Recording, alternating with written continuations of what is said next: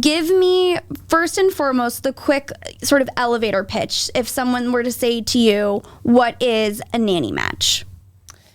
That's always so difficult for me to do a quick. It's really difficult because it means so much to me, and it's such a huge part of my life and what we do. I mean, I feel like I'm just doing it all the time, every minute of the day.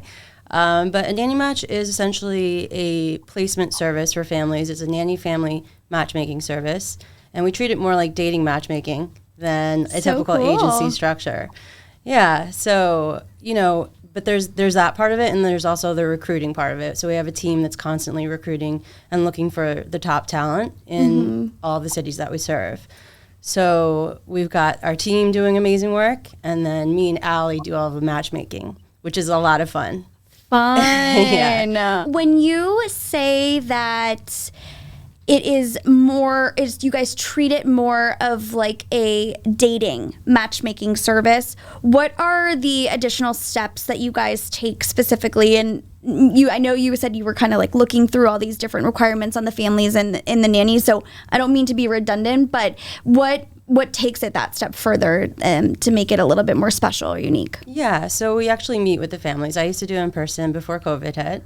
Now we do everything over Zoom. So we meet with them and we have in-depth conversations about what would make their ideal match, and we walk them through what they might not even know to ask themselves. And then we create the profile of the candidate that would make the most sense for them based on everything that they tell us. From there, we go back to our team.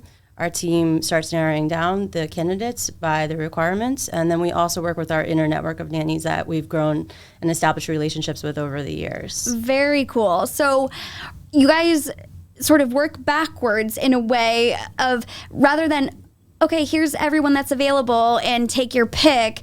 Yeah. It's in your ideal world, you know, if you could check, if you had all these boxes that you wanted to check, what are those? And then you cross-reference that to what's available. So it's a little bit more of a curated experience. Yeah, we talk about personalities. We talk about what type of people that their children connect best with, what type of people they work best with. If they've had childcare providers in the past, what has worked well with them before, what has not.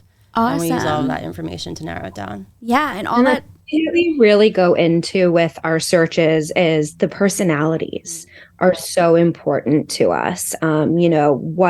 What makes the family really jives with and what the nanny really jives with too, and is that the perfect match? And so we kind of take it a step further in that regard, and we try and get to know these candidates on somewhat of a personal and interpersonal level. So it's not just, okay, you're checking all of the boxes. We really go into, them. Yeah, I love that so much. And I think it's only going to increase your chances of success, so that when someone comes to you guys, they really only have to go through this once, and not a bunch of trial and error, which is important when you're talking about the care of their children, right? Like that safety element, that trust is going to be their number one priority as a parent, right? Yeah. So it's a completely different type of hire too, because this person is hopefully going to become like an extended member of the family. So you're interviewing for an extended member of the family. Yeah. Which is absolutely like personal and precious and intimate thing that you can have someone come into your home and take care of your most prized possession, your children. Yeah. Absolutely. Really, we treat it like that. I love that. Okay, so now that they know what it is, Kristen, I want you to kind of talk through, I think it'd be perfect to hear a little bit about your background. Like, how did you get here? Where did the concept come from? And when it all got started? And then, Allie, we'll have you come in and sort of let us know when you came into the picture and a little bit about where you were at beforehand, too. And we'll kind of see it all come together. Okay? Cool. So, Kristen, where did this all come from? I have to say a lot of it came from over 20 years of experience in the childcare industry myself. Okay. I started working when I was 15 years old, and I started, babysitting. I worked at a bakery. I worked at an independent music shop. I worked as a waitress. But what I really enjoyed, other than the CD shop, that was fun, was caring for children. And I became a nanny right when I started college, and I was doing that full time while I was also going to school full time. And that kind of kickstarted my whole interest in childcare. Yeah. So after that, I went into teaching preschool. And then after college, I went into recruiting. So and then actually after that, I moved to the city to pursue my dream of working in the art world. I had gone to college for art. So I started working in art galleries, but that had to be supplemented with part-time nanny work because it just does not pay anything at all.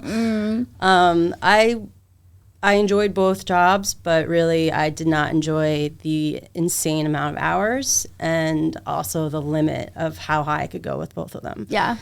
So around 2014, I started thinking about where all my talents lie, where are all my interests, and that's where I came up with A Nanny Match, because it's recruiting, childcare, working with families, working with people. I love working with people. And the possibilities are kind of endless, right? Yeah. So where did you originally start? You weren't international right away. No. So what was the first market that you brought A Nanny Match to? New York City. New York City. That's where I was living. That's where I had a connection with a bunch of families that I was working with. And I knew I had a large community of nannies I was working with, or side by side, I guess I should say at that time. So it started in New York City.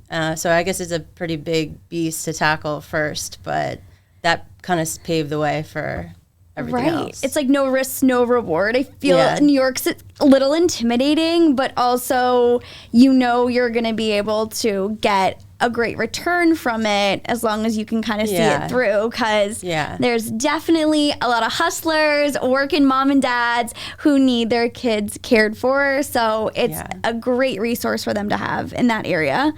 2014, you said you've been with your husband 12 years, so you were in a relationship. Did you have a kid of your own, or do you have kids of your own at all? No, we don't have kids. Interesting. I know, it's so funny. Yeah. Okay. You know what? When I talk to parents, sometimes they're like, "Oh, you had enough of it when you were a nanny." I was like, "No."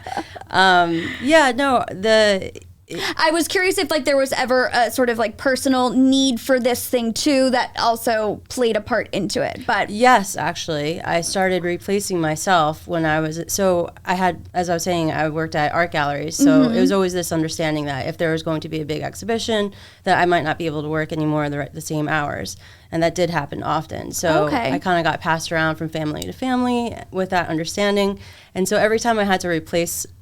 I felt bad leaving. I would get so attached to these families, so I would replace myself. And so that's when I started to see what it looks like from the parents' perspective, going on to these websites and just trying to find nannies. It's like going on to Craigslist, but for nannies, which... Yeah, and it's just so automated and robotic and not personal whatsoever.